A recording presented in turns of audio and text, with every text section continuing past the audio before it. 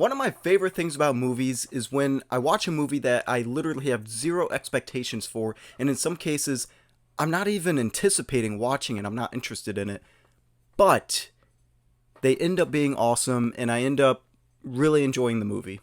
My name is Trace, and today I'm going to be talking about the new Paramount Plus movie, Honor Society. If you're at all interested in movie-related topic, including skits, discussions, reviews, you're in the right place. Hit that subscribe button down below. Now, this is a movie that I watched the trailer one time when it first came out, forgot that it was even coming out until a couple days ago, and I had really no interest in it.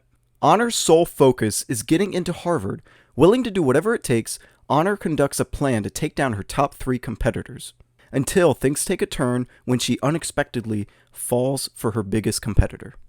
The movie stars Agnori Rice and newcomer Gaetan Matarazzo as Michael. I think that he's got a bright future ahead of him. Now, this movie has a relatively simple plot about her just trying to get into college and doing whatever it takes, even if it means screwing the other top competitors for that one slot into Harvard. Now, the movie also stars McLovin in a side character role. I am McLovin.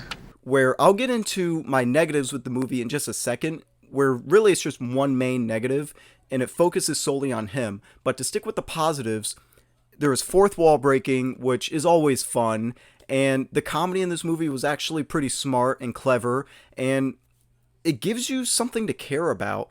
Now, you don't really care about her getting into Harvard and screwing other people, but you care about the journey that she's going on, and she ends up helping people in ways that she never thought that she would actually be helping them. People coming out as gay, or people that don't have friends and are kind of seen as the outcasts, kind of flourishing and flowering a little bit and growing into themselves. It's very much a coming of age story for other people, not the main character. Something that they also didn't overdo is the runtime. I was actually scared to watch this movie at first because Google said that it had a 2-hour and 12-minute runtime, and that for a second turned me away from watching it, and then I found out that it's actually an hour and 37 minutes, which was the perfect runtime for this movie.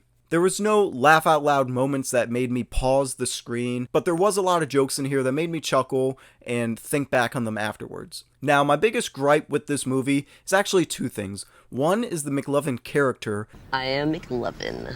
Where he's a sexual predator in this movie. Go ahead and take a seat. But I'm not going to do this. Take a seat right over there. And at first it's just subtle hints here and there, and I was hoping that they wouldn't do that with this character because it was such a charming movie. I just didn't want some of the charm to be taken away from this weird subplot of a grown adult hitting on a 17-year-old girl. But they ended up doing that, and it just became weirder and weirder the more he was in the movie. And if you're afraid of getting spoilers for a Paramount Plus movie, then I guess mute it for a second. But there was no justice in the end.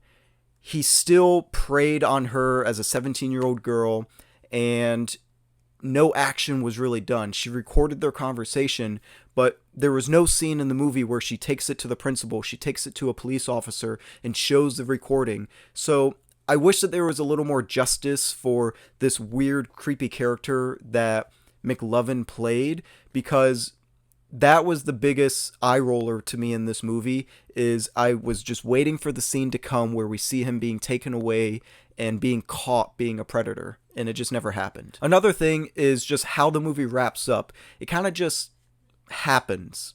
There is a little bit of a twist at the end of the movie within the last 10 minutes. So all in all, I just wish that the movie stuck the landing a little bit more for the ending and wrapped everything up better. But for an hour and 37 minutes, the last 10 minutes is really the only thing that bothered me. So I was able to enjoy my time for the other hour and 27 minutes. And this is one that I think I'm going to end up going back and rewatching. Just maybe not the last 10 minutes.